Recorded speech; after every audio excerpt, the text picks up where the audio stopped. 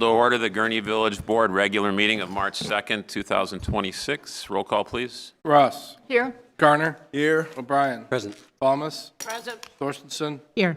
Woodside. Present. 6 present. I'll stand with me for the Pledge of Allegiance. I pledge allegiance to the flag of the United States of America and to the republic for which it stands, one nation, under God, indivisible, with liberty and justice for all.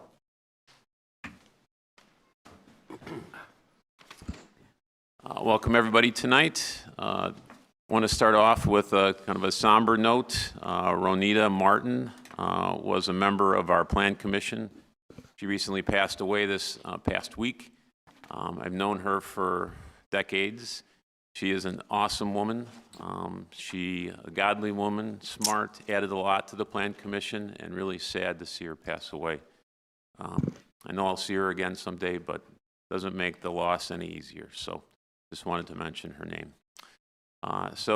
Tonight, in the last 6 months or 8 months, we've added a public comment at the beginning. We'll do the same thing tonight. Just give you a couple ground rules about how public comment works. This first public comment is with reference to anything that's on the agenda. And I'm guessing that most of you are here for something that is on the agenda, so you'd be able to talk during this initial 30 minutes.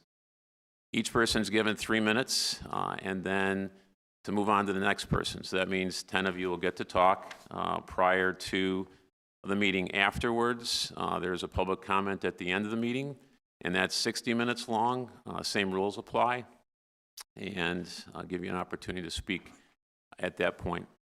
So a couple things too is that just in recognizing that with this particular issue, it seems to be particularly polarizing, and would encourage you not to clap or make noises during either side. If someone's for a resolution or against the resolution, to me it ends up being a little bullying for someone that is trying to stand up there and speak their mind if they either get booed or if there's clapping that goes on afterwards for people that are trying to speak their mind.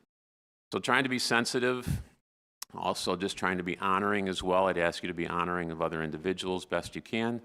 I expect nothing less for people from the village of Gurnee, and we'll do our best on our side to hear what you have to say and then make our decisions. So to start with, there was one trustee in particular that asked that if they could speak. The 30 minutes won't start until after a trustee or trustees speak. So I believe Trustee Woodside, you asked to speak, and if another trustee would like to speak, we'll handle those first. So, Trustee Woodside. Thank you, Mayor. I was not able to attend our last meeting, unfortunately, but I listened closely to the comments made, and I was proud of the thoughtfulness and courage displayed by members of this board who chose to speak on the matter of immigration enforcement and the tactics that we are witnessing nationally. Trustee Ross described her comments as humanitarian rather than political. It's unfortunate that that distinction is necessary, and it's sad that a humanitarian statement requires political courage to deliver. Immigration enforcement is, by design, a federal responsibility. That separation exists for important reasons. Municipal policing serves a different mission, protecting the safety of the entire community. Blurring those roles undermines that mission. As village leaders, our responsibility is public safety. Public safety depends on trust. If members of our immigrant community fear that contact with local law enforcement may expose them to immigration consequences solely because of their status, they will hesitate to report crimes, cooperate as witnesses, or seek help as victims. And when that happens, safety is weakened for everyone. For 35 years in law enforcement, and now 5 as a member of this board, almost 5, I have seen that trust is not a political value, it's an operational necessity, and it's bedrock. Ensuring that residents understand they will not be targeted by the Gurnee Police Department solely for immigration status has long been a bedrock principle and must remain so. As a result of their absence, the International Association of Chiefs of Police recently emphasized the need for stability, professionalism, respect for constitutional principles, and coordination between federal, state, and local agencies. These are baseline expectations we rightly hold of our own police department, and they are appropriate standards for any agency conducting operations within our village. Trustee Thorstensen said that speaking out defines her purpose as a board member, and Trustee Garner reminded us at the last meeting that silence can amount to complicity. Those are strong words, and they reflect a deeper truth. Leadership requires clarity when public trust is at stake. We cannot assume that the tactics seen elsewhere will not reach our community. It is essential that we articulate our standards now rather than respond reactively later.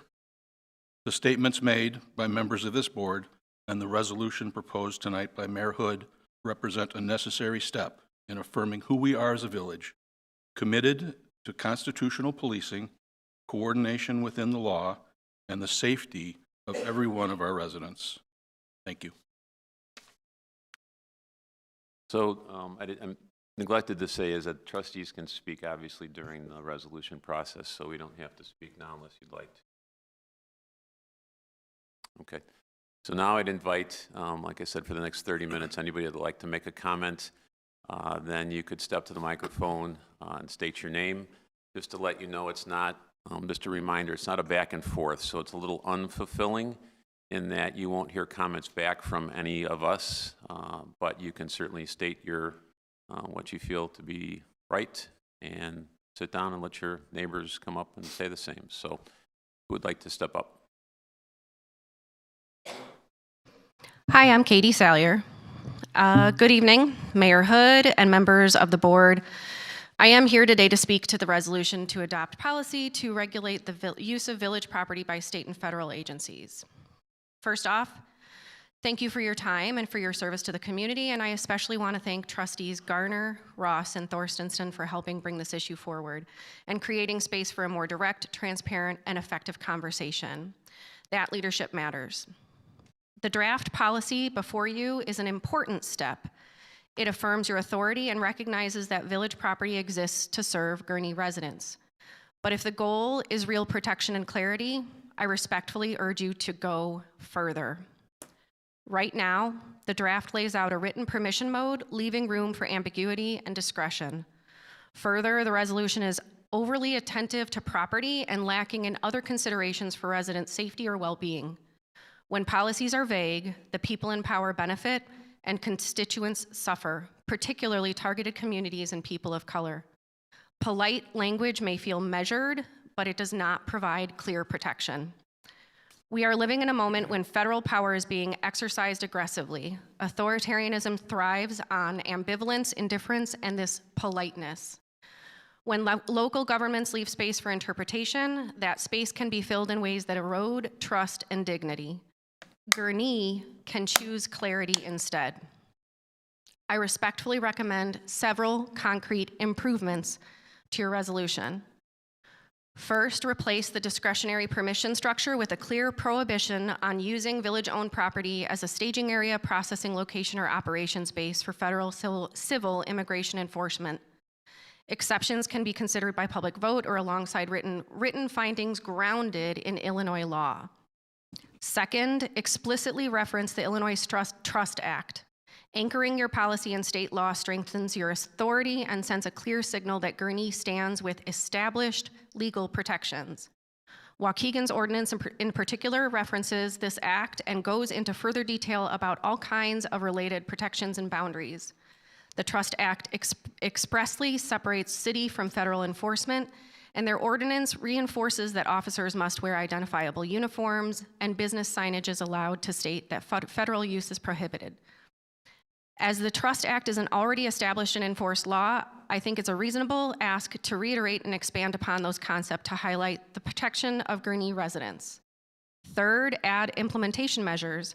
Require visible signage stating that village property may not be used for civil immigration enforcement, and identify a reporting protocol so any attempted use is immediately documented and elevated. Transparency builds trust. And finally, Consider adopting this policy as an ordinance rather than a resolution. That step would reinforce enforceability and demonstrate that this board is committed to its durability. This is not about interfering with lawful criminal enforcement or valid judicial warrants. It is about drawing a firm line where federal civil immigration operations seek to use local public property in ways that undermine community trust and public safety. These are unprecedented times, and it is not radical to ask for dignity and for lawful enforcement. Every resident of Gurnee, citizen and non-citizen, deserves to feel safe engaging with local government, sending their kids to school, and reporting crimes without fear. Your leadership can make that safety tangible. Thank you again for your time, for your willingness to engage this issue thoughtfully, and for the steps you've already taken. Your constituents are listening. They want to know that their local leaders stand behind them and are prepared to act with clarity and courage. Thank you.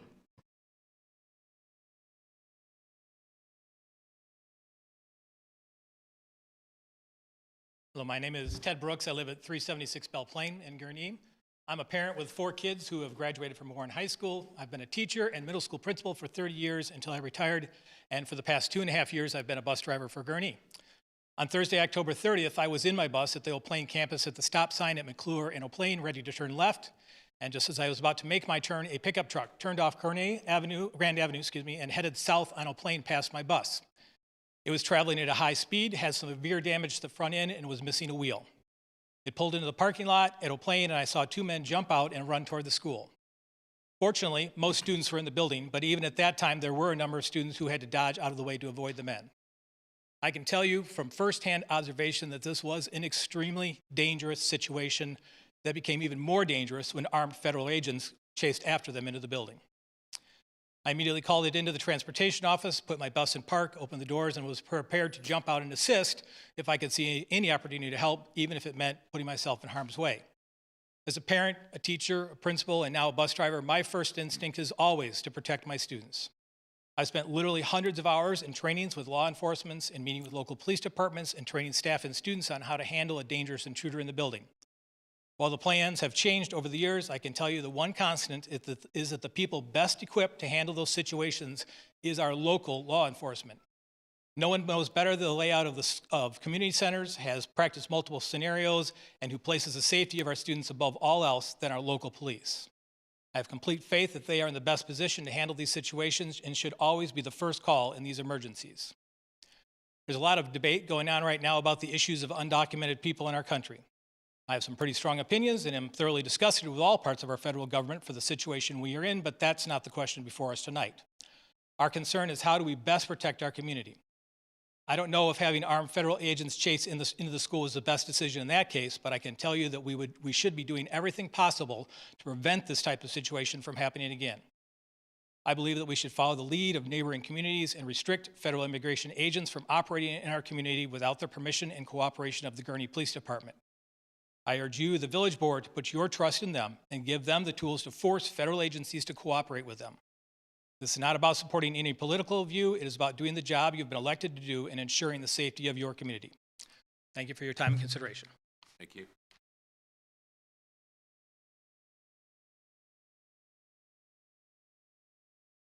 Evening, y'all.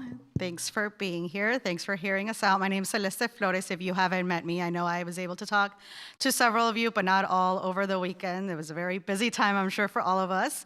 But I want to thank you. And I did send an email. It got stuck in my draft, so it probably got sent a little later than I had hoped. So hopefully you guys were able to read it. I'll read most of it, but I'll summarize some of it. So I thank you guys for bringing forward the resolution regarding the use of village property with respect to federal civil immigration enforcement. I recognize and appreciate the efforts it takes to address matters that deeply affect me and many of my neighbors, friends, and our community members. However, as a draft, the resolution does not go far enough to offer clarity, protection, and transparency needed to ensure everyone in Gurnee feels safe and respected by their local government. In reviewing the actions taken by other municipalities in Illinois, such as Waukegan, Aurora, and several other, I think there's a lot of components that stand out from those resolutions, which I did share in the email. That I'll skip just for the purposes of the 3 minutes. But in addition to restricting on property use, many municipalities also reflect the policies how local law enforcement interacts with federal agencies and public trusts. Under the Illinois Trust Act, local police and public safety personnel are prohibited from detaining or continuing to detain individuals solely based on immigration status or at the request of federal agencies like ICE without judicial criminal warrant. Some communities and policy statements or other public communications also emphasize police will never share personal information or law enforcement data for immigration enforcement purposes unless legally required. Officers will be clearly identified in uniform with name, badges, and agency identification, reducing confusion between local law enforcement and federal agencies, and ensuring residents know who is responsible for their safety. And then regular trainings or briefings are offered to local officers under state requirement, their limitation under state law, and how to communicate those boundaries to residents and federal officers. And I know I've spoken to some of you guys about this, and I know that you guys say that the Gurnee Police is following this. I appreciate that, but I think for everyone to know that and for that to be out there publicly, I think is really important for me and other community members, because to what was said earlier, if people don't feel safe calling our local police, if there is a crime, that doesn't help us, right? That doesn't keep us safe as community members. We want people to feel safe and report crimes. I know I've had to do that in the past. So for Gurnee, I've had several recommendations to amend the resolution. I have seen this body amend things on the floor. I've also seen this body table something that has come up because it needs further amendments. And so that's what I'm requesting of you guys tonight. Not only my recommendations, but the recommendations of other community members. I know people have emailed. I know other people will be speaking. So really taking the time, if you guys are going to address this, if you're going to address ICE not being in our properties, let's make sure you guys are taking that time to have that dialogue, even within yourselves and with us. I'm happy to talk to you, any of you outside of this. Most of y'all know how to hold of me, and I can provide my email and my phone number in the village trustee email if that's needed. So there's, not only, this isn't about one incident or one group of residents, it's about trust in our community, equitable treatment under the law, and the safety and dignity for all who live, work, and study here in Gurnee. As someone who's worked with many communities, with many community immigrant leaders across our region, I respectfully urge the board to strengthen the resolution and ensure it reflects best practices, legal clarity, and a commitment to justice for all our community members here in Gurnee. Thank you. Thank you.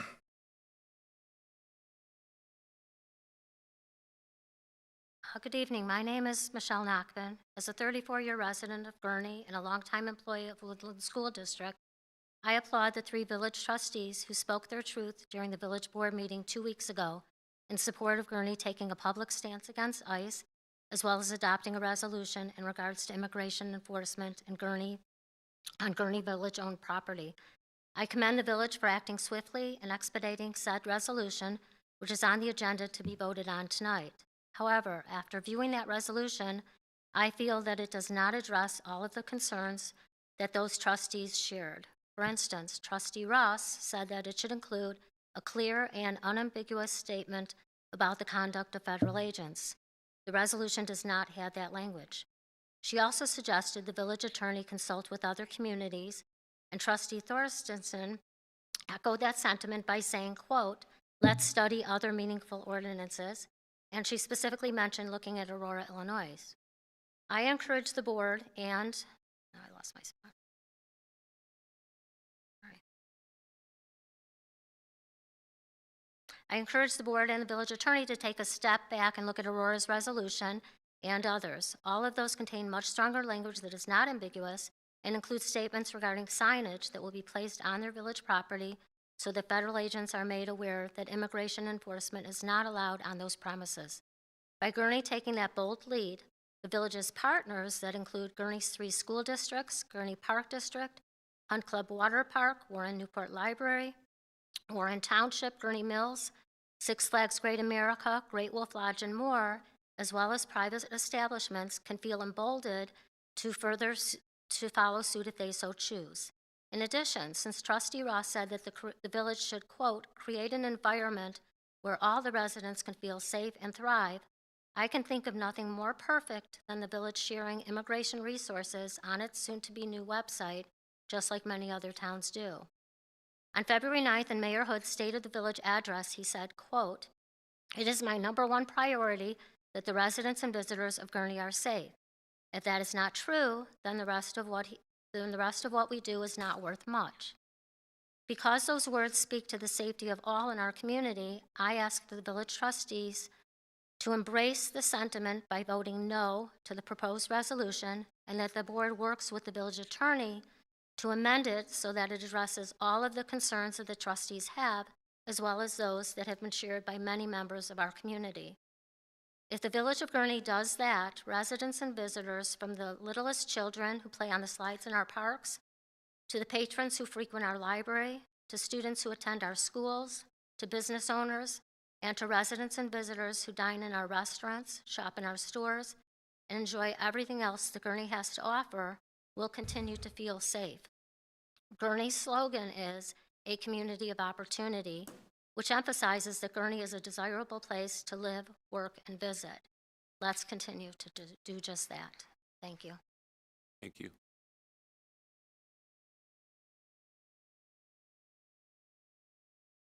Good evening. I don't have a prepared statement. You can state your name, please, sir. I'm sorry. My name is Mark Taylor. I've been a Gurnee resident for 26 years, just about. My wife and I have raised 5 children, 4 girls and a boy. They all went through Warren Township High School. And now they are grown and married and moved on to bigger and better things. We have 6 grandchildren right now, and God willing, by the end of this year, we'll have 2 more. And I've always felt that Gurnee was a very safe place to live. And that's what I've experienced over the past 26 years. I am a Navy veteran. I spent 20 years in the United States Navy, as did my father. My son-in-law is active duty in the Air Force. And I have a nephew that spent 2 tours in Iraq in the United States Marines. I am long on America, and I believe in law and order. While it's most unfortunate that there have been some not the best outcomes with the activities of ICE, but there are bad actors in any profession. Unfortunately, that is reality. But I believe that we have to obey the laws of this country. I have one of my daughters married a young man when she was studying in Mexico, from Mexico. He was born in Mexico. She fell in love with him and has married him now. He was raised in Arizona, but then he went back to Mexico. He had a very difficult time getting back into this country. He waited a long time. He paid a lot of money. But now he is here with all the paperwork, appropriate paperwork that he needs. And he is involved in a very thriving business in the community in which he lives, providing a very helpful service to the people in his area. My point is that he did it the right way. He does not fear ICE at all. Lastly, I have a great deal of respect for the men and women who wear the uniform of local police and law enforcement. And I just don't want to see them handcuffed or feel handcuffed that they cannot do their job to protect the law-abiding citizens in this village of Gurnee. Thank you very much. Thank you.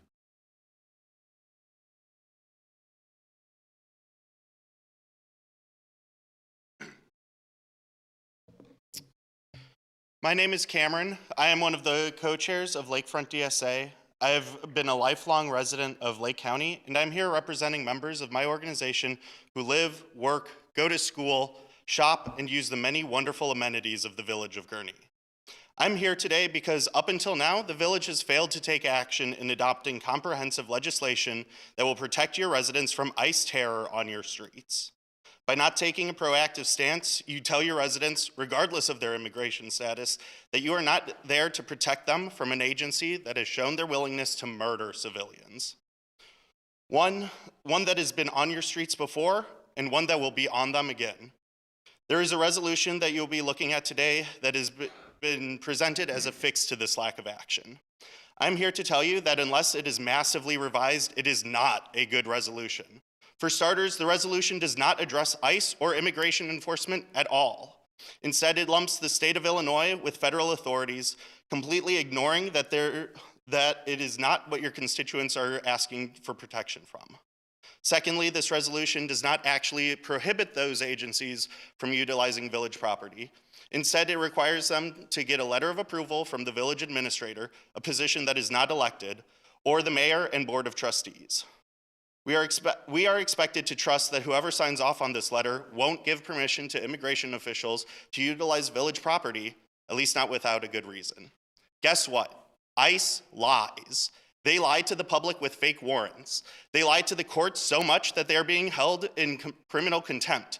What makes you think that they respect Gurnee enough not to lie to you? Finally, this resolution completely invalidates itself by waiving the need for this letter if the federal government declares an emergency, something that the Trump administration has already done repeatedly.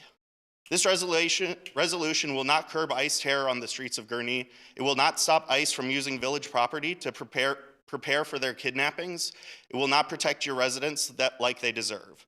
You may think that it is not the village's place to stand in the way of ICE, but your residents gave you the huge power and responsibility to address threats of the community as they arise. And the current rise of fascism in the United States is very possibly the largest threat that your community, let alone the country, has ever had to face. And it is every much your place to protect your constituents in any way that you can.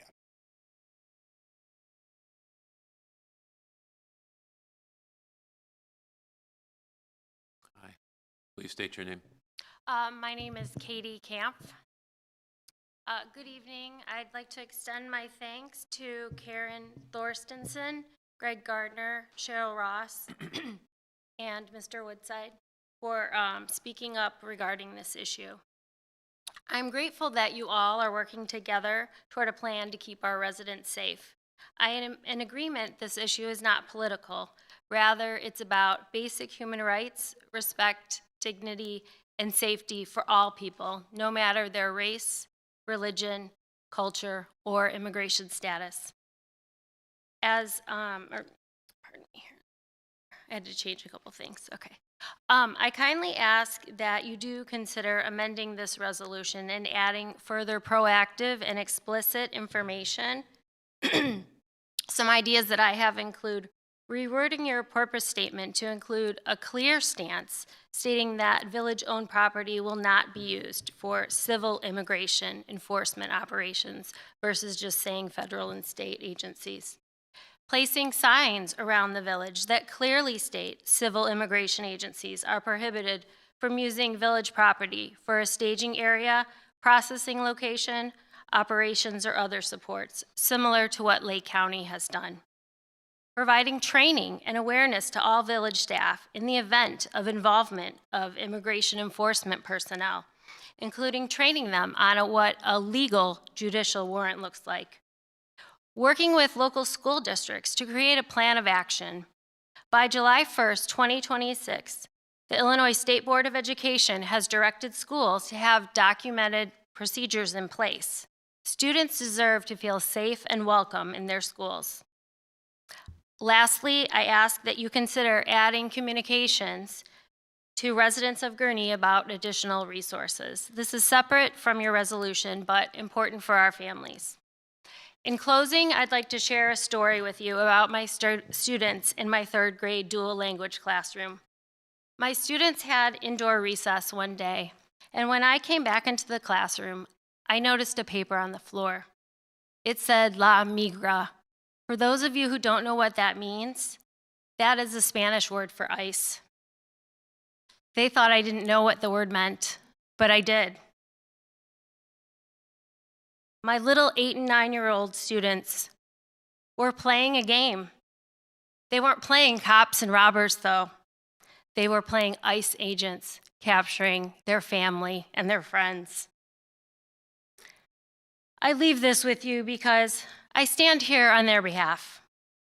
Our children are watching us and how we handle the current unrest in this country. They will remember this time. Thank you.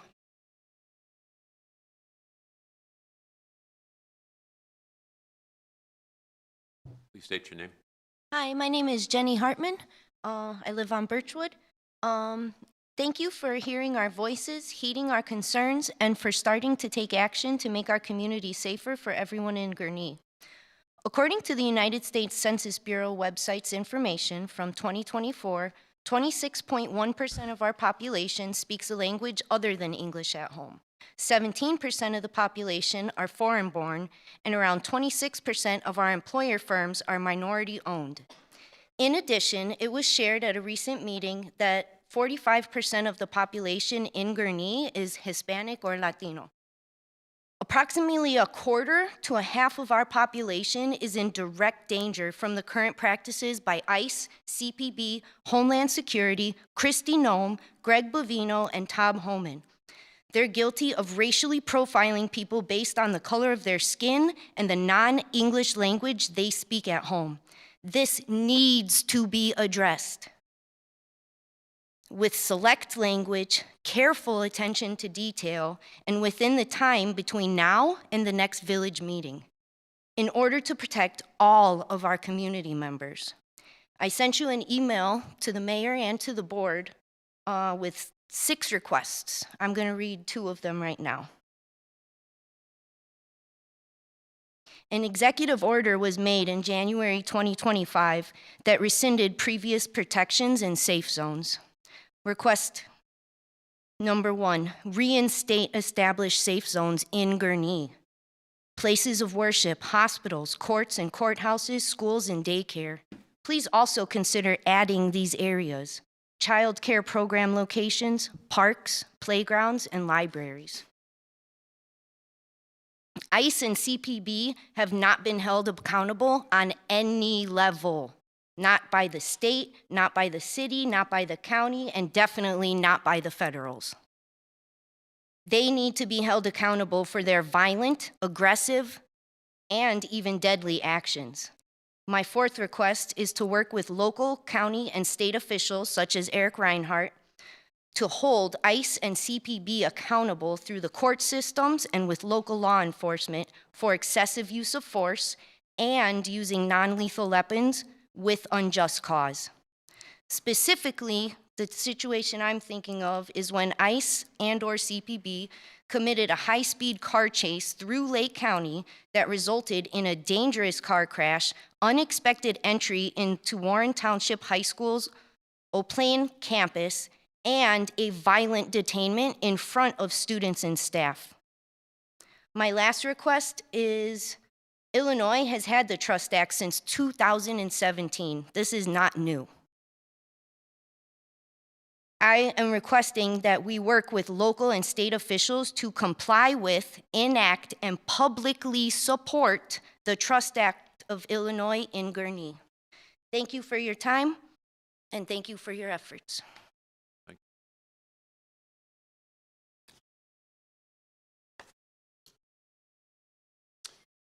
Hello, Board. My name is Blake Thomas. I've been a resident of Gurnee since, oh goodness, it's been about 15 years, and I've spoken to you a couple of times.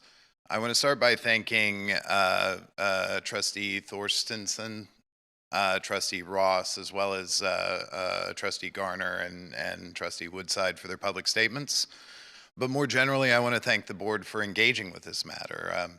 I was speaking to a gentleman who's lived in the village for a while recently, and he observed to me that, a decade ago, these board meetings tended to be very packed, very standing room only kind of affairs. And over the last decade, a lot of folks have sort of stopped showing up as much. They're interested, the folks who are interested in budget or this or that kind of variance to an ordinance show up. But I think you can see that there are a lot of people who feel very strongly to the previous point on both sides of this issue. And a number of folks have asked for amendments to the ordinance, and I would also ask you for amendments, but they've spoken on those issues. So I'm going to highlight just 2 briefly. The first one is, we talked about how the village trustee or other members, I believe the mayor or the chief of police, can sign one of these permission slips to allow federal or state enforcement, doesn't really specify who, to use village property. And I would ask that we think about adding some kind of public transparency component to that. Why not post those if they are in fact granted to the website. I think the signage, the request to include signage are also good along those lines. But I want to speak more to something that has become a political thing here, has become kind of a dividing issue, and I don't think that it should. Folks have talked about the tactics and the behaviors of immigration enforcement and CBP and how they're lawless and those sorts of things. And they, you know, on the other side, we've heard folks talk about, well, you know, we want these agents to be able to make sure that our cities are safe and take out the worst of the worst. For me, I look at this as a sign of a lack of training in most of these agents, and we've seen a lot of reporting on that their training was dramatically curtailed. Someone even recently testified in front of Congress to that effect. But also a lack of professionalism. And I know a number of you are obviously very familiar with policing and policing practice and what is good practice versus bad practice. If we're going to talk about safety and we're going to talk about it seriously and engage with that topic, then I think we need to talk about things like no masks. You have to clearly identify yourselves. A number of folks have mentioned that, but that, to me, that level of professionalism is what actually builds that kind of trust. And if we aren't expecting that of everyone who comes to do a job in our village, then I wonder what we're doing. The last thing that I'll say is democracy, small d democracy, is an iterative process. A number of folks have observed that you've embraced amendments to ordinances, you know, from during meetings, and if that's what's called for, that's great. But I would encourage you not to stop there, to continue to think deeply about this, because this is an issue that your constituents care deeply about. They're very concerned about everyone's safety and everyone's ability to go about their regular lives. And so I would encourage you not to call this or treat this like a kind of one and done moment, but rather do what you can. Provide the residents of Gurnee, the business owners in Gurnee, the law enforcement, local law enforcement agents with the appropriate tools to keep the residents safe.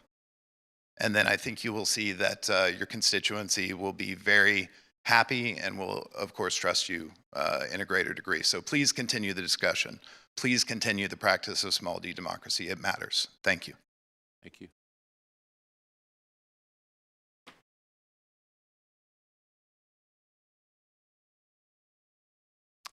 Okay.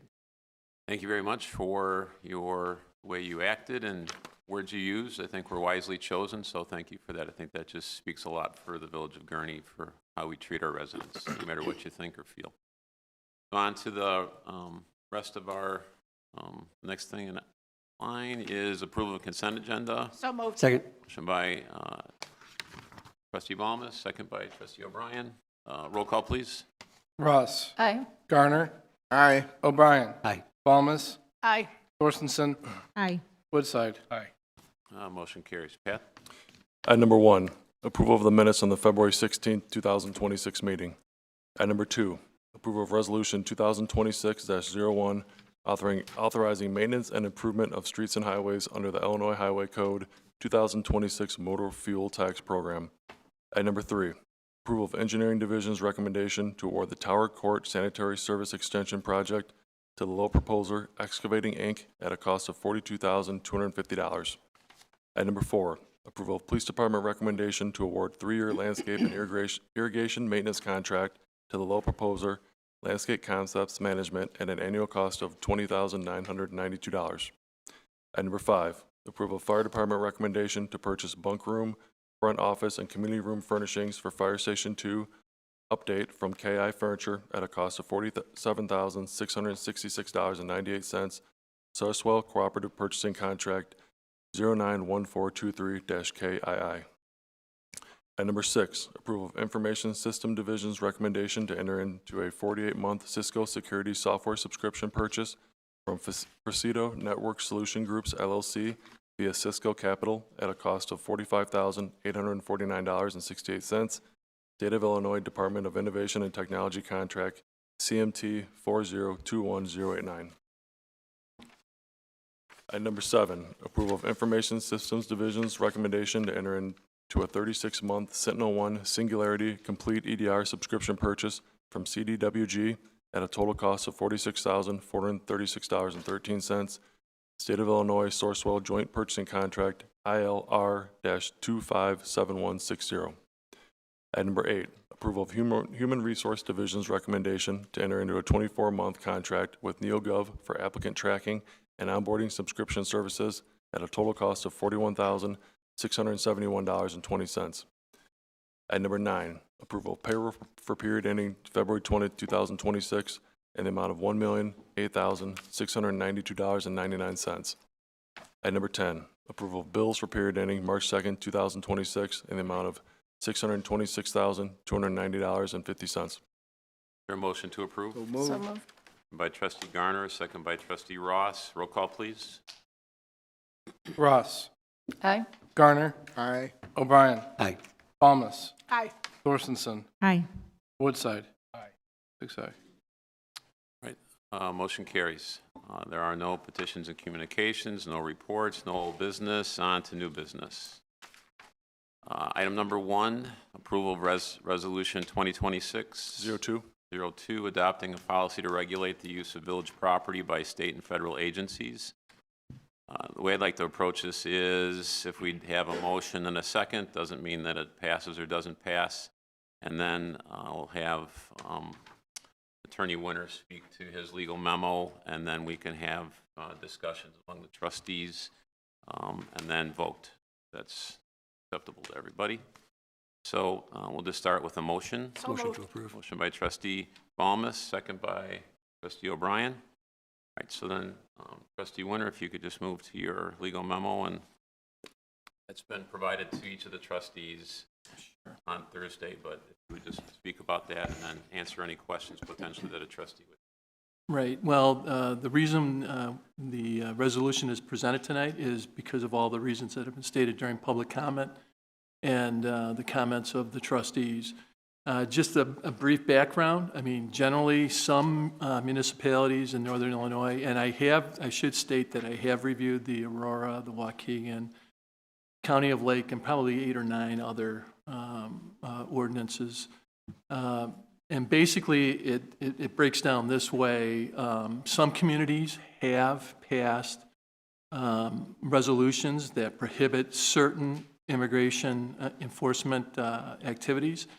And I think it's been alluded to, they make this reference to civil immigration operations. So it doesn't have a total ban. There's no community that has declared a ice-free zone. And so there's limitations even in those ordinances, and actually most of them are resolutions. I think Aurora is a ordinance, but the other ones were all resolutions. So that's one distinction. On the other hand, there are some communities where there's been some statements made that they've elected not to address this particular issue. They're concerned with federal preemption. They're also, I've seen some writings where there's some concern that the public might misinterpret the ordinance, thinking it has broader effect than what it really does. And so that, I'm just throwing that out. I mean, that's part of the literature and legal research that I did that showed those two camps. So tonight, what I would like to comment on is tonight's policy, to avoid the federal preemption issue and some of those concerns, and to make a policy that could be enforced. The village has put together tonight's proactive policy that gives a very clear and concise policy, and it even includes an enforcement provision. I would note that neither Aurora or Waukegan, they don't really have a specific enforcement policy. They do talk about some other aspects that I can cover, the signage and having employees report. But let me first explain the policy in a little further detail. So basically, and basically I should say that there is no question that the village does have the legal authority, governmental and proprietary authority to control its own property. So there's no question that the village can have rules as to how people use village property. I mean, basically, and also this is an important distinction from some of those larger communities. I think Aurora has 180,000 people, Waukegan is close to 100,000 people. They have many more employees in the Village of Gurnee, and they might, I don't know the extent, how extensive they own properties. Some of those community own redevelopment sites that might have vacant properties and whatnot. I think it's important for all our residents to know that the village really only has a limited inventory of properties. We have Village Hall, we have Public Works, we have 3 fire stations, we have the police station, we have some water towers that are monitored by cameras, but the village doesn't own any vacant property that has parking except for Welton Plaza, which is across from the fire station. So there is the ability to supervise what's going on in that activity. And that was a consideration for this proposal. Could the village pass a policy that could be implemented and enforced? That's very important so that no one was misled as to the scope of the policy, but everybody was convinced that it's a legal, well thought out policy that can be enforced. And so those were considerations. And so basically, there is one exception. You can't have a policy that would be discriminatory or affect just one agency. It has to be a policy. So for instance, we have policies how to use the chamber and community rules. Those policies have to be, for the most part, content neutral. We're looking so that applicants would have due process, so that it wasn't something that's right out of the box. There's a blanket ban, and then the issue becomes, okay, if federal agents do show up and we say we have this ordinance and they say, nope, that's federal preemption, we wanted to avoid that. And so that's why this policy takes an approach that is used in other contexts and is going to, and it's suggested to be used tonight, is how the village uses this as a tool for addressing the concerns that are real and present. So quickly, it's in my memo. The policy itself has a number of elements. First, it does require, so it's a blanket policy in the sense that no one has an absolute right to use the village property for any proprietary or for their own uses that are separate from the general public. So that's number one. And so the policy sets up that if you want to use the parking lot, and we'll just take the example of the parking lot here, because it's close proximity to a school, and because it's not very big, the village, if it were to receive an application for somebody to use that property, the village could say, look, we need that for operational. That's not a vacant property that we could allow someone else to use. Also, the village, and it's set forth in the policy, a criterion to say if it would affect operations or if it would be detrimental to the community.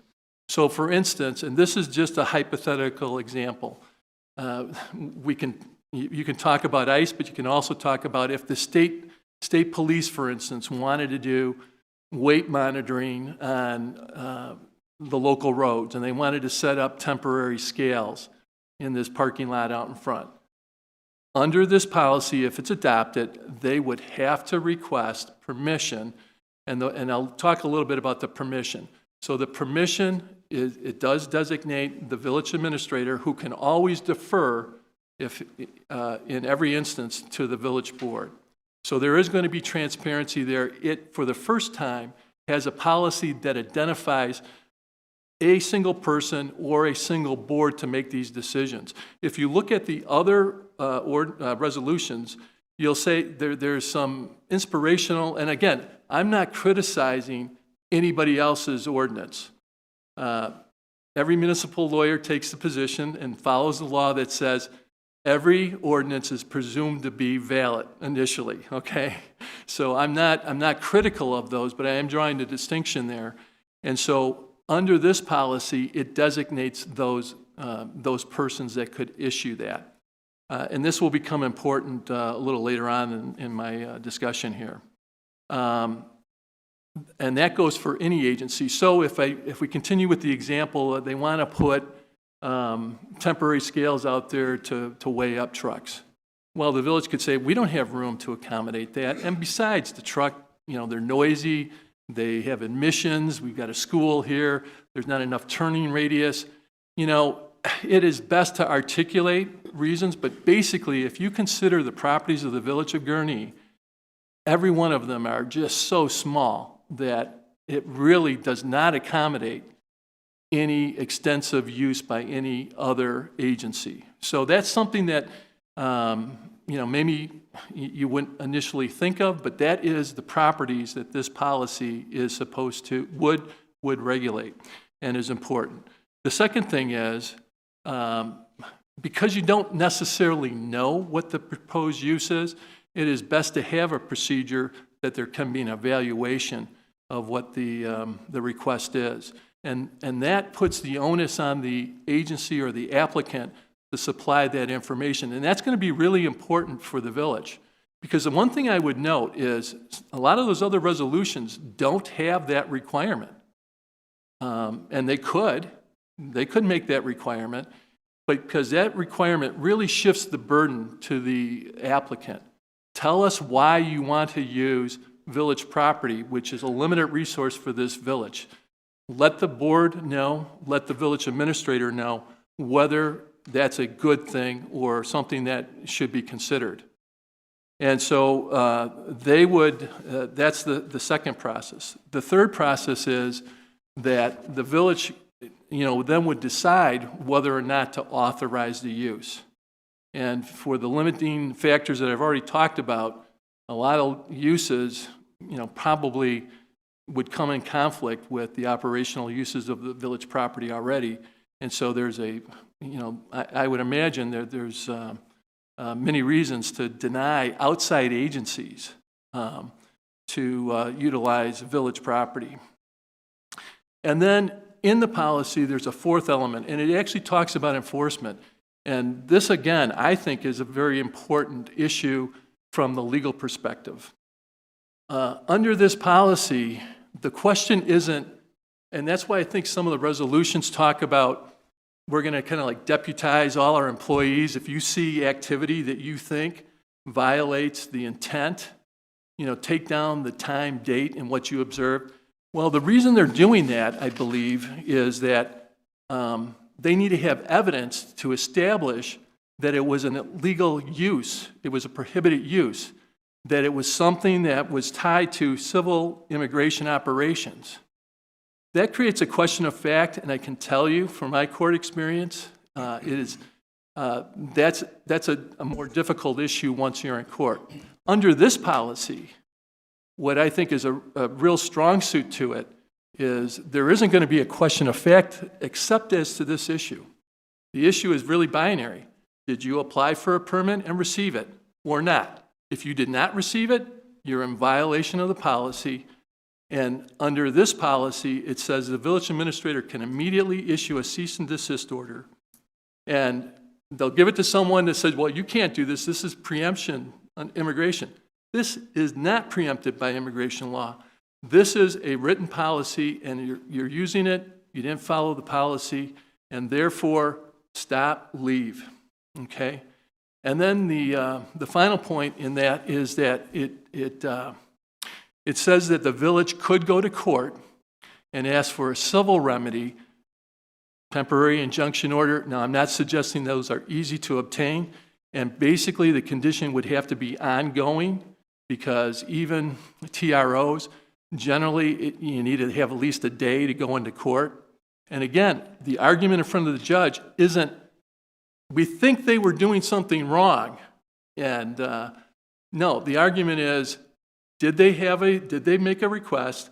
Was it approved? That's all the judge would have to decide to see whether or not it was in violation of this policy.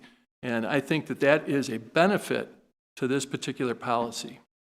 So, I understand some of the ideas about amending it, but I wanted to let everybody know, including the board, this is very, very intentional the way this was drafted to make sure that we had the best protection to be able to stop. No, you don't have permission to be here.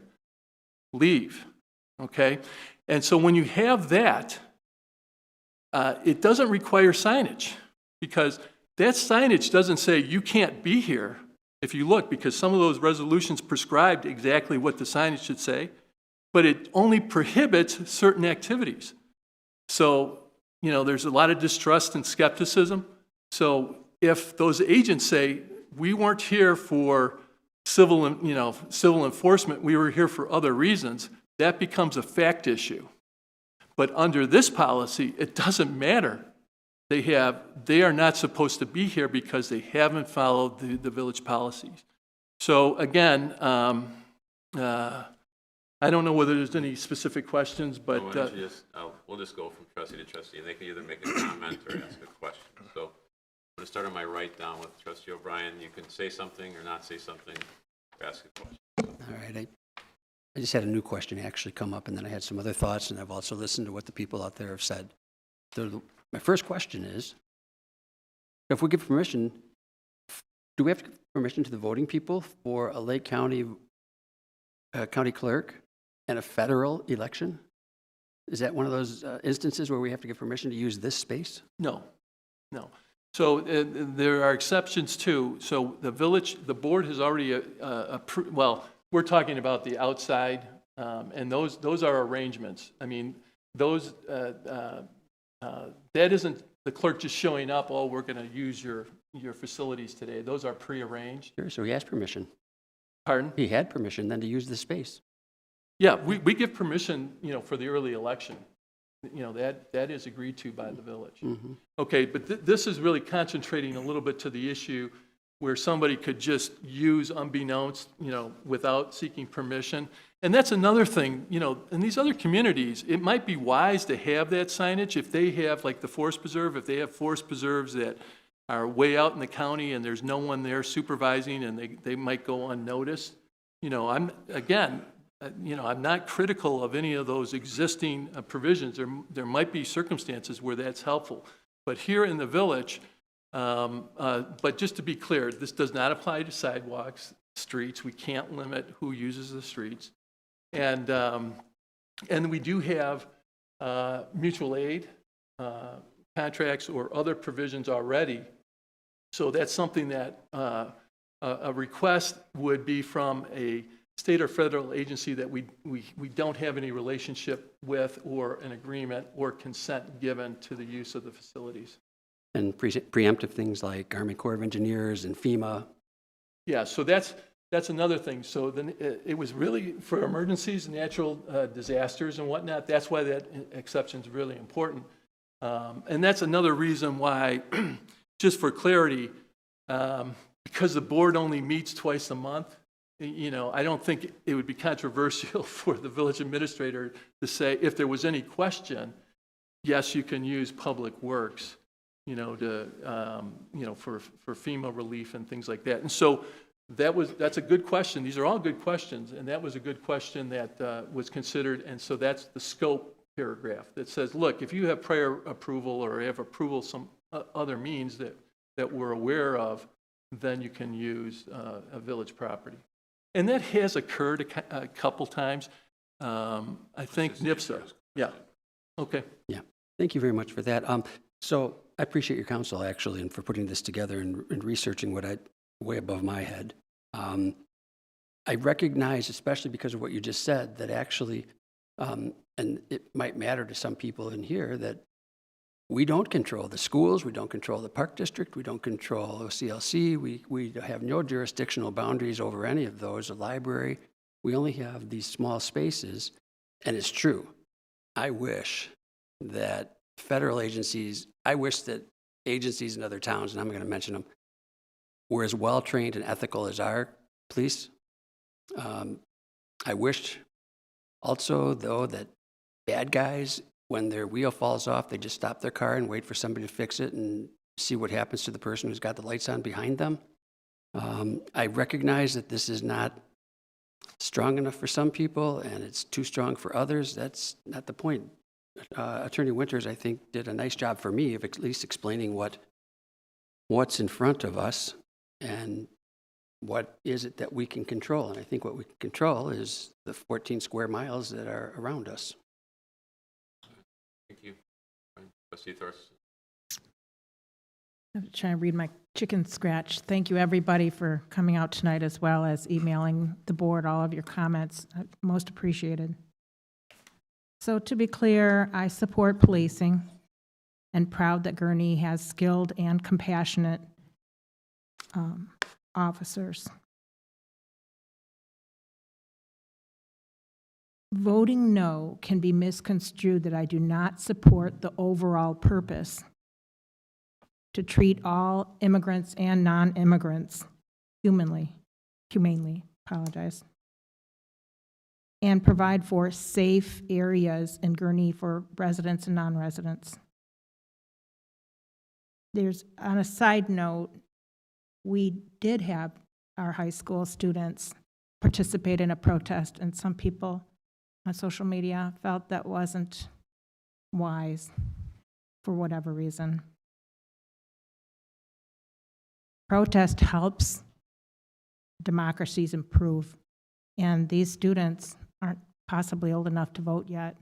This is their way to give a voice, and I think especially because of the incident happened at Eau Plaine, that they should have that right, and we should try to find some resolution or ordinance that helps keep our streets safe for anyone protesting, walking by, driving a school bus. I'm thrilled that there will be a school policy requirement on July 1st. I think Katie might have mentioned that. Thank you very much. It requires the school to adopt policies and plans. And while that is a separate organization, schools versus village entities, I believe our police department consults with, I think is the language that was stated by Danny Wosterman after the incident, consults on school safety policies. I hope I'm getting those words correct, but I believe our SROs or someone in our police organization does some type of mindful review of policy changes that might interact on safety, so I'm glad there as well. I appreciate and understand Attorney Winter's strategy, but I am hopeful that together with the school policies that will be implemented shortly in July 1, that we too can improve our ordinance to be more clear and have examples that we believe are more critical for that policy that has been stated tonight, as well as, I keep saying, Aurora's, and I don't have to go over that anymore. Lastly, I don't know if I said this, but this resolution is not about supporting residents seeking citizenship. I don't find it polarizing whatsoever. It should not be a political issue. These are residents that may or may not have their citizenship. Lots of stories about people that got in the middle of those crosshairs. So I think that's it. Sorry, so disorganized. Thanks. Thank you, Trustee Ross. I'm having a little bit of trouble trying to figure out how ICE would actually come and ask for permission. So that, obviously you'd say no, right? So I just think that, I don't know, it's hard to imagine that. Yeah, so the response is, then you haven't asked. You have to exit our property. And we're not asserting, we're asking you to leave because, whatever facts you have for here. It is a very clear and concise policy, and it applies to everybody, right? You didn't apply. You can't be here. And so that's, and what this policy does, so up to this point, it was kind of implicit that the village could say those things, but now you have a policy that says the village administrator can enter that cease and desist order. That was not something that's present. That's an enforcement mechanism. Now, again, whether they disregard that, but if they disregard that long enough, This policy is set up to go to the courts. You know, you're not going to resolve it with putting barricades in front of, our parking lot that we got to use. I mean, that works if you have a vacant property that nobody's using, but you have to look at, see what our property is. It's all active operational sites. The village needs to use that property. So I guess a better question is, I think it is highly unlikely that ICE or any other agency is going to say, oh, we think we should stage in front of a school and City Hall or the police department. Realistically, right? I mean, there's just so much limitations with even attempting to do that. But if somebody does that, you have to have a policy, and this policy would be an enduring policy that it's clear. The employees, the department heads know if they observe that, they can check. Did they ask for permission to do that? Do they have permission to be here? If they didn't, the investigation doesn't have to go any further to make an assessment of what they're now doing. It's yes or no. You did it or you didn't. So that's I believe, a strength of this policy. Now, in terms of other issues, you can post things on the internet that reiterates, different acts. Yeah. So. Just one more. As far as additional resources, we don't really have to have a policy to put that on the website. We can share things for people that. Absolutely. Okay, so yeah, that's something that we can do without. We should do. Yeah. Okay. Mr. Woodside, are you all out, or you got some more? Oh, You could go on forever, right? Yeah. I think about this in the context of law enforcement, and the way that this ordinance is written, I'm thankful that the police chief has the ability to waive it, because in my experience, 99% of these would be other law enforcement agencies using the police department or the police department facilities for joint operation, where there's always been a spirit of cooperation and working together, and so it would never even be an issue. So without the circumstances of this particular agency and the way that they've conducted themselves, we wouldn't even be having this conversation, and this ordinance wouldn't exist. It would, and in the vacuum without that, it's absurd to have it. It would just be a burden to us, because our police department is going to work with the FBI and the DEA and the state police and the county and any number of other agencies that we're going to interchangeably use our facilities with them in the spirit of cooperation. It's the lack of cooperation that has put us in this situation. And I appreciate, Attorney Winter, your effort in drafting this in a way that is enforceable and clean from any opinion or any position on a particular agency. But I think that it's lacking without it in some way. I don't know exactly how to strengthen the language or how to do this without, and I appreciate the desire not to grandstand and not to put, powerful language that's not enforceable in resolution or certainly into an ordinance. But I think that this, given the comments that have been made by board members and by the community, that it would really be, I would like to see us set this aside to consider the language if there's not, something that's in support of the Illinois Trust Act, or, I'm not even sure what to propose at this point, other than it seems lacking in a whereas in the beginning of this resolution that establishes why we're even having this conversation, and it seems painful to not have it in there in some way.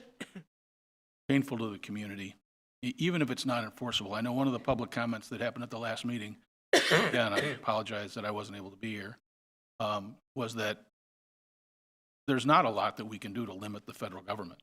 I mean, they have supremacy and preemption on many, many things, except for very specific pieces of property that we're talking about today. So much of what we're doing is making a statement about who we are and what we expect. And the idea that professionalism and cooperation and adherence to constitutional rights are the issues that have brought us to this point. need to be addressed in some way, I feel, if this is going to be meaningful. Thank you. Trustee Balmas? My only support or contribution is that I believe in the law enforcement that is required in all the given federal agencies or whatever, and certainly within our own police department. And from what I understand, in some cases, the security between the federal government and local have been violated, and therefore that's why in some cases it has been bypassed, which is regrettable. But I am in agreement with the one gentleman who brought up the fact that this is an agency that is doing their job, and another agencies would be doing the same thing when there has been violations of our laws.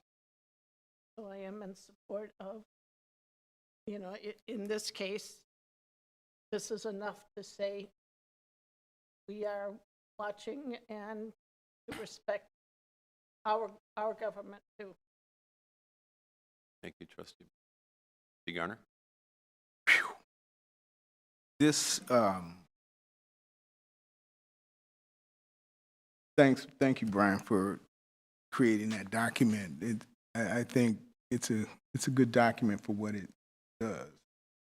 However, it doesn't address the people's need.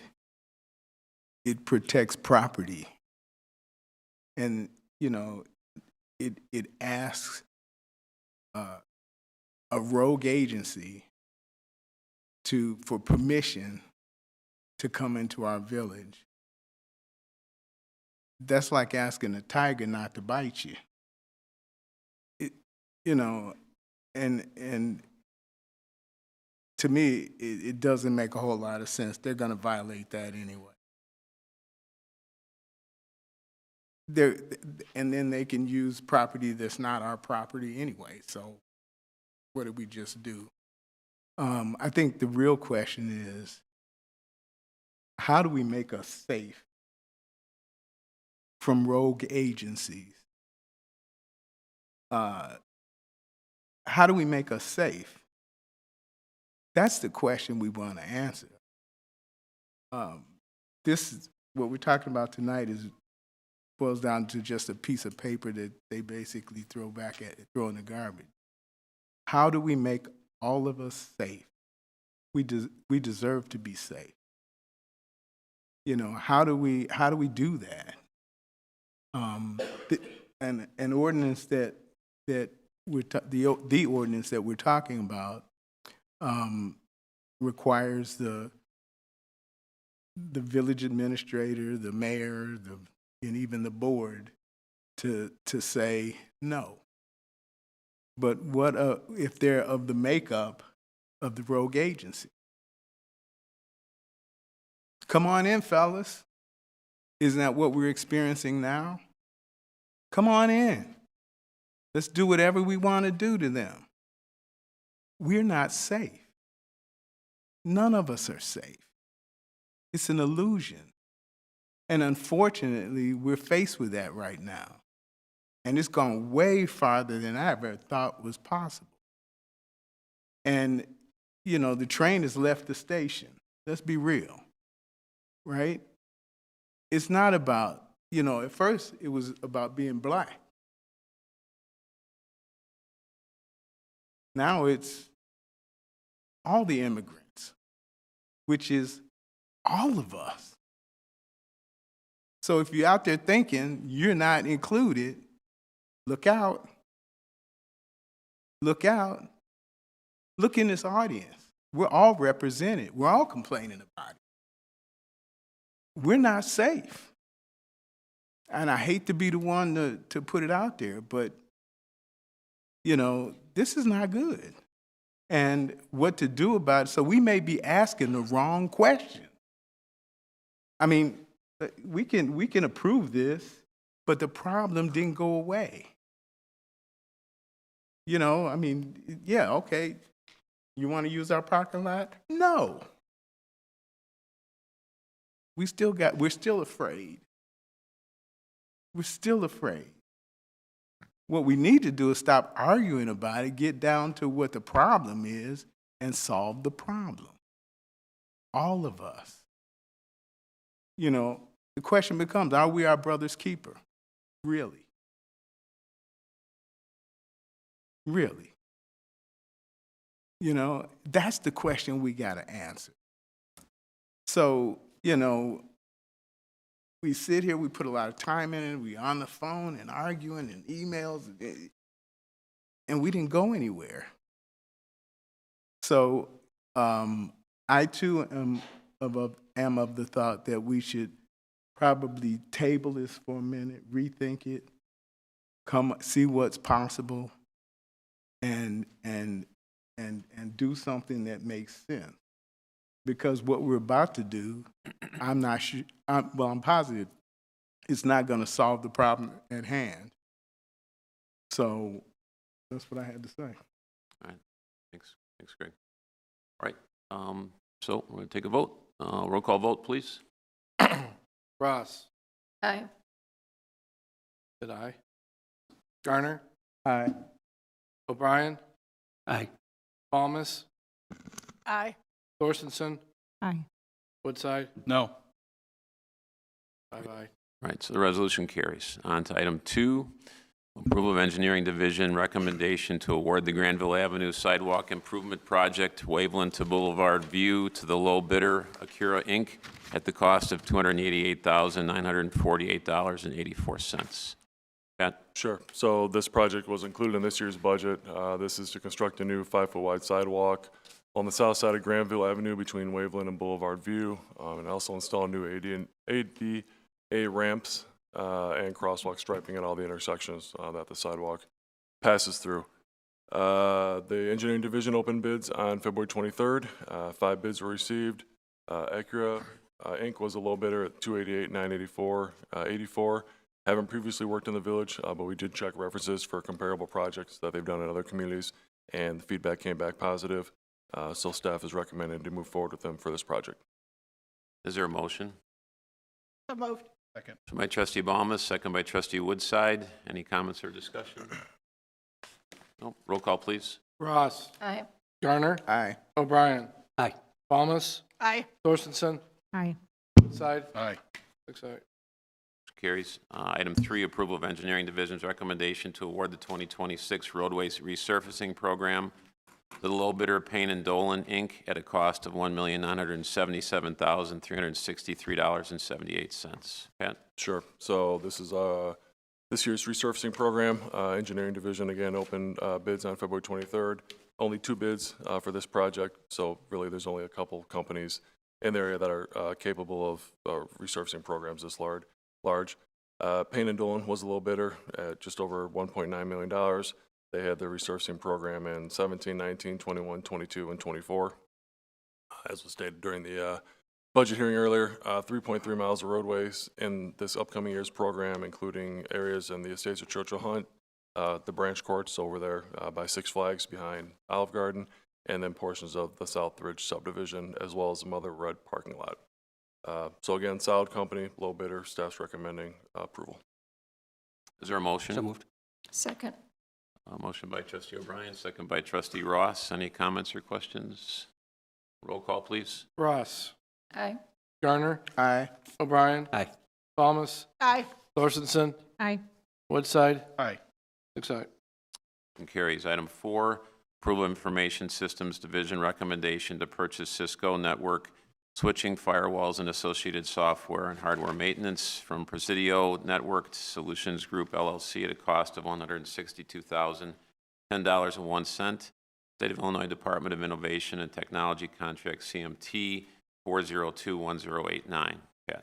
Sure. So memo from our IS Director, Ryan Nelson, on this. This is basically replacement of data network equipment, so primarily network switches. So many of our Access switches were placed into service 10 or 12 years ago between that time frame, so they're basically reaching manufacturer end of life and full planned useful life.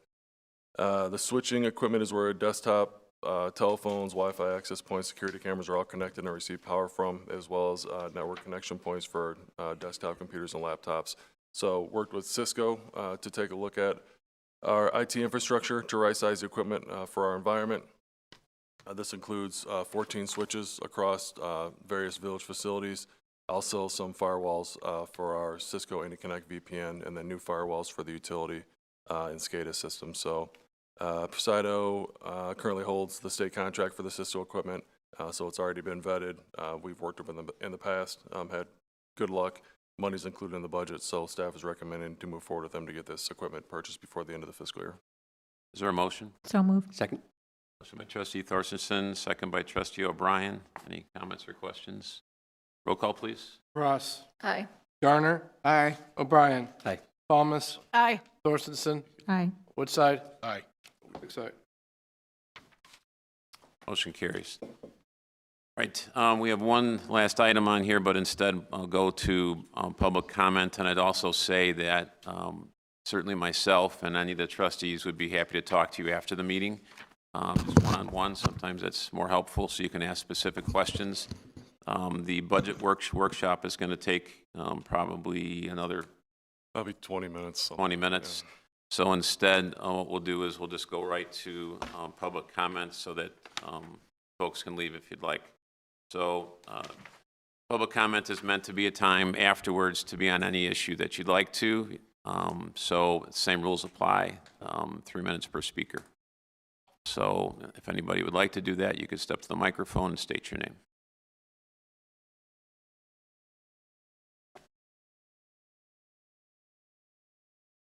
My name is Mike Barr. I've been a resident of Gurnee for 37 years now. I had a son who's gone through the schools and graduated and on off in his life, as a few people have said.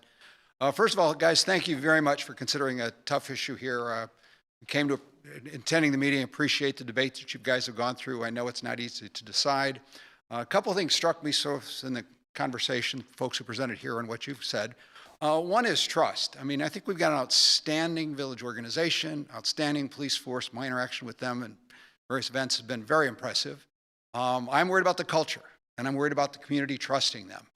And while I think the policy may go in the right direction, I didn't hear enough that's going to help the comfort of the community and trust. So while I appreciate what you did, I have a hunch that you need to continue to address both the culture, how people feel about the community, continue to the culture you've built, an outstanding police force, guys.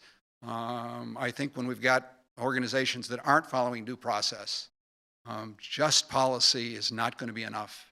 And I think your leadership is going to take more than that. So I ask you guys to continue to consider these issues across all of the agencies we interact with.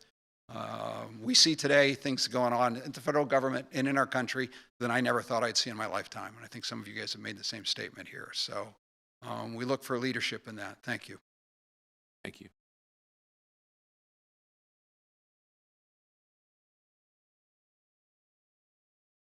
All right. Just barely under the belt. Just barely. Blake, resident, et cetera. I wanted to thank the board for the honest and earnest discussion, and I wanted to comment on a couple of things. The last board meeting when we had a couple of trustees make public statements, and I apologize, I can't remember if it was trustee Thorstensen, I'm sorry, or trustee Ross who said this, but they commented on the need for our community or the opportunity for our community to lead in Lake County, to be a leader. And I think that there's an opportunity for us to do that if we really get down to brass tacks and talk about the possibilities of how we might frame some of these resolutions and some of these ordinances. I think this is a step in the right direction, but I think it's just a step. So I'm going to reiterate what I said before. Democracy is an iterative process. The last thing I wanted to comment, Trustee Garner talked about how none of us are safe, and that's true about life. Like, we don't know what's going to happen tomorrow. There is no single solution to these things, and I think we need to talk about different ways that we can address it, different tools. A lot of us have used the analogy of tools. This is one tool. The village administrator can issue a cease and desist or bring a lawsuit. That's a tool. That's a great tool. But I think we can add other tools to that list. And so, you know, we heard about this discussion about this ordinance being focused on property. It's a great start. Let's talk about standards for policing potentially and affirming those. Let's talk about a resolution to just reiterate the Trust Act. Those are good ideas. And I believe and I hope that the board will continue that discussion and look for ways that we can create those tools for us to protect our community and to grow our community and to make sure that it stays the vibrant place that it is. Thank you. Thank you. Hi, Katie Salyer. I'm going to be very upfront. I know this is supposed to be public comment, but I know that a lot of us in the audience are a little unclear yet exactly what it means to have as many yeses on the board for that ordinance. Can anybody speak to that? Resolution was passed. As it is, so with no amendments. Right. Okay, I appreciate that.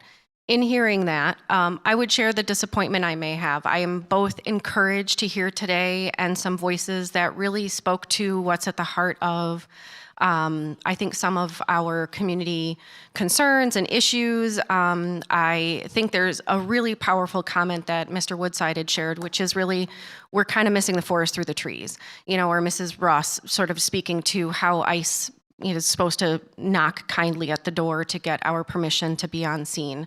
I think in that same way, there is a very clear message coming from the community, a very clear, loud concern raised about the need to feel seen, heard, cared for, to be protected by our leaders.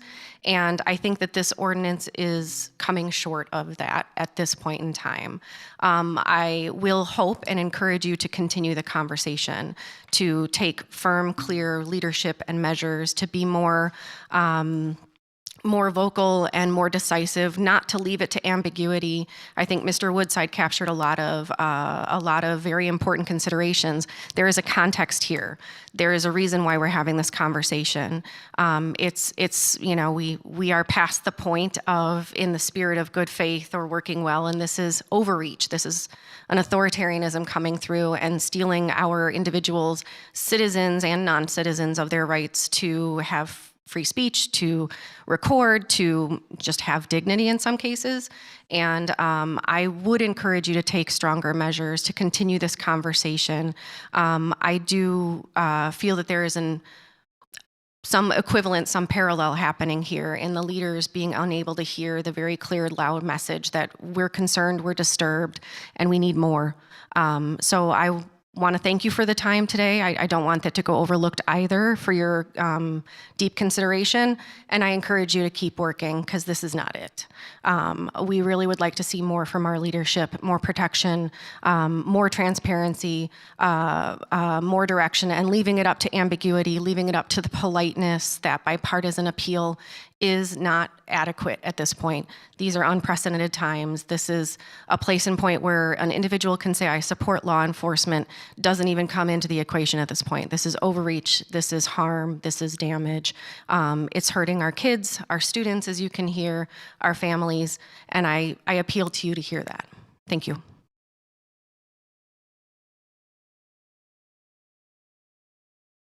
I am new to all this, but could I just ask, it was very confusing to me what happened, but I understand the resolution was passed. But if one member asks to table it, that can't be done? Does it have to be like a majority that needs to table? Because I was a little bit confused about that. I'd be happy to talk to you afterwards about that. I mean, it just, like I said, there I think isn't. the whole public, I Ma'am, think everybody ma'am, here ma'am, has the same question. Ma'am, look at me. Yes.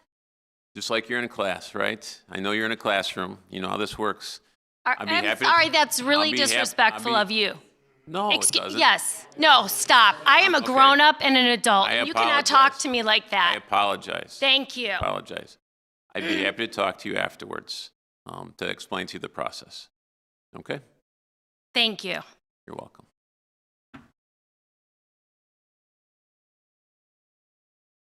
I apologized. I'm sorry. I didn't mean it to be disrespectful. Hi, I'm Ann Caldwell. I live at 239 Concord. I've been here since 1991. I have always felt this to be a safe and welcoming community. However, given what has been happening in the last 6 months, I am growing very concerned for not only for myself, because if a rogue federal agency comes in here and sees fit to be stopping people, I may feel the need to speak up. What's going to happen to me if I say, you shouldn't be taking that child off the street?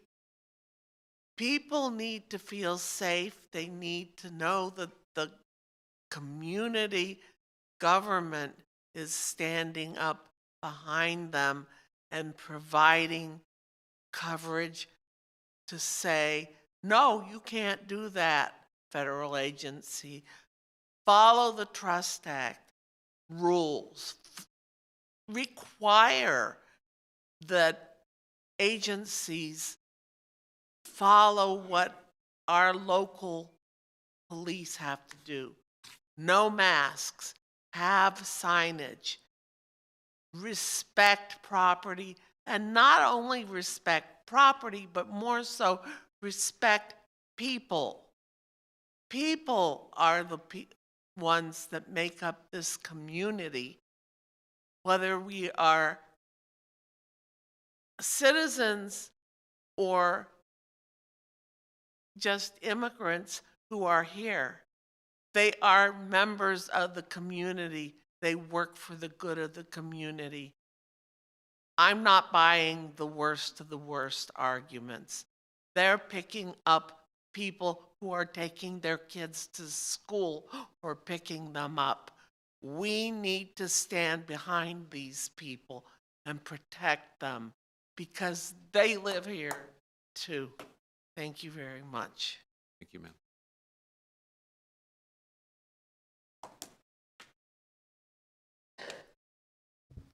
So I think that it can be pretty obvious based off of my previous comment that I was disappointed in the outcome of this vote. I would urge those of you guys who expressed your concerns with this resolution saying that it did not go far enough, even though if you voted for this resolution to pass or you didn't, do not stop to and think that this is where it needs to end. There is more that can be done. Just because this resolution was passed as is, doesn't mean that more can't be done in the future. That's all I have to say. Thank you for that.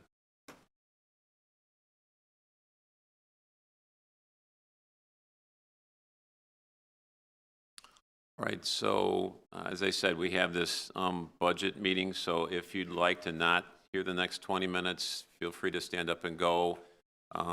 Like I said, I encourage you to speak to us afterwards. It's a lot easier sometimes to hear people's heart if you speak to them individually, but if you need to go, please feel free to do so.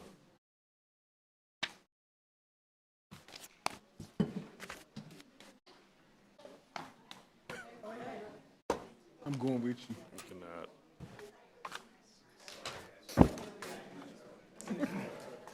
I've been with a name for a long time. Thanks. They took some time, but they got it done. And Christy, my favorite boss, he could never get it. He died. I do. I always say I married into it. Yeah. What was your maiden name? Bunk. B-U-N-K. Pretty good. Simple.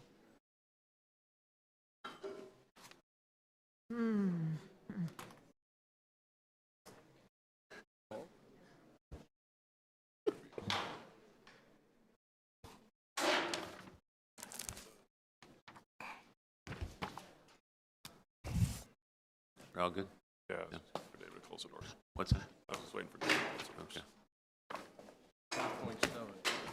So it's on to number 5, continuation of budget workshop number 1, fiscal year 2026-2027 budget presentation.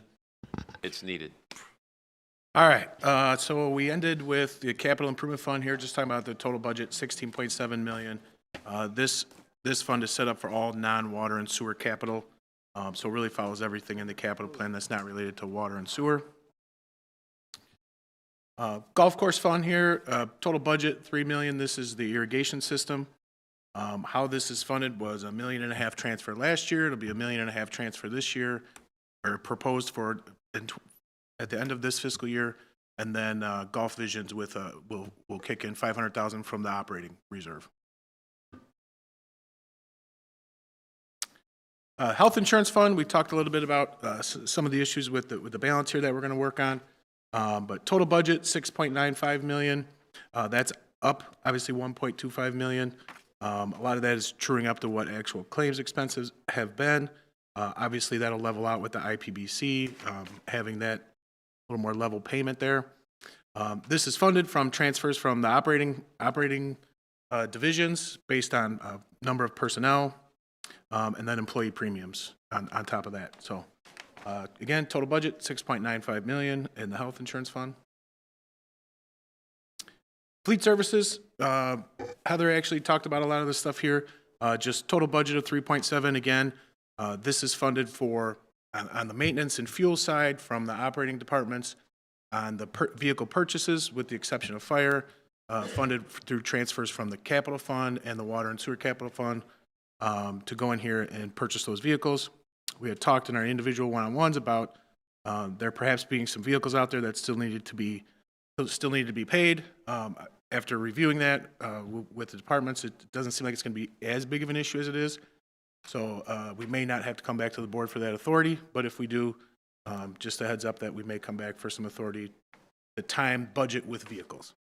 Funding has always been there. It's just timing up when the expense happens when the vehicle arrives versus when we ordered it. We all know about the issues with the supply chain. So last two funds are the police and fire pension funds. Really take a best guess here at what these will be based on recent retirees, number of retirees, what happened last year. Police pension, total budget $5.83 million. That's up slightly, obviously. Wave of retirement's kicking in and having those pensions paid out. Funded ratio here, 78.7%, so very high. I think the state average I saw was just over 60 for police.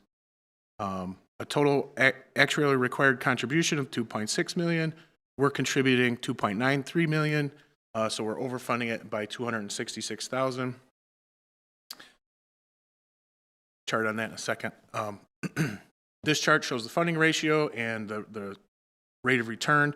No surprise, the funding ratio follows how much money we make in investments. This chart is really where I want to spend just a minute to talk about the green bars there since fiscal year 2017 is the actuarial required contribution, or ARC. The blue bars is where we overfunded. So as you can tell, back in 2023, and go back one slide, you can see we had a year where there was 33% returns. And that brought down what we had to pay. Rather than take that, we said, you know what, we'll just increase by 3% and continue funding, resulting in an overfunding, pretty significant overfunding over the last 5 years. But you can see that gap starting to narrow. What this does is give us a very predictable a way to fund pensions without having to find huge spikes or, taking savings, spending it, and then having huge spikes in other years. So keeps it predictable. If it's predictable, we can plan for it, and we can fund it. Same thing on the fire side. Total budget here, 3.78. Again, funding sources, investment income, employee contributions, and the village's contribution. Funding ratio here a little better, 8.2. ARC of 2.43 million. Required contribution of 2.43 million.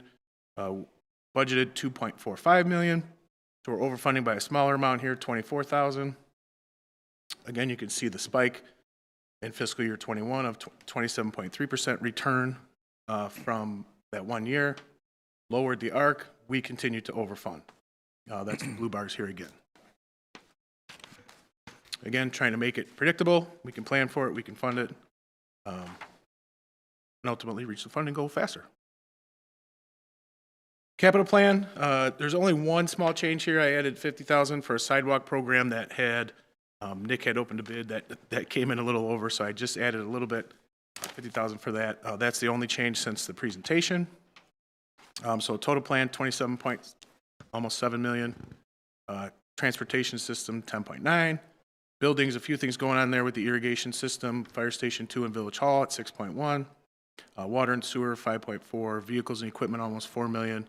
And then technology at 919,000 and stormwater management at 400,000, which includes that Gow Beach that Pat had mentioned earlier. And then final slide is just outstanding debt. As you all know, the only outstanding debt the village has is the IEPA loan. It's at a fixed rate of 1.84% for 20 years. We are paying it down to have it paid off in 10 years. As you can see, that far right is 2031. Fiscal year 2031, it's actually May of 2030 will be the last payment. And then the village will be debt-free at that point. From here, we do reserve the second meeting for an additional workshop or any additional information the board might want. Other than that, the public hearing and the formal approval. Public hearing will be just prior to the regular meeting on April 6th, and then on the regular agenda will be the approval of the budget. Happy to take any questions. All right, I'll start to my right. Trustee O'Brien. Just one. I never remember, why is there a difference in the overfunding of police pension versus fire pension? It's just based on what their returns were. On those two slides, like I think the police had 33% return that year, and then the fire only had 27% that year. So that obviously changes the arc. Thanks. Employee mix, retiree mix, how many people are pulling from it, items like that. Trustee Thurston. No questions. Trustee Ross. Trustee Woodside. No question. Trustee Balmas. Nope. Garner. No questions. All right, motion to adjourn. So moved. Second. Motion by Trustee Garner, second by Trustee O'Brien. All in favor, say aye. Aye.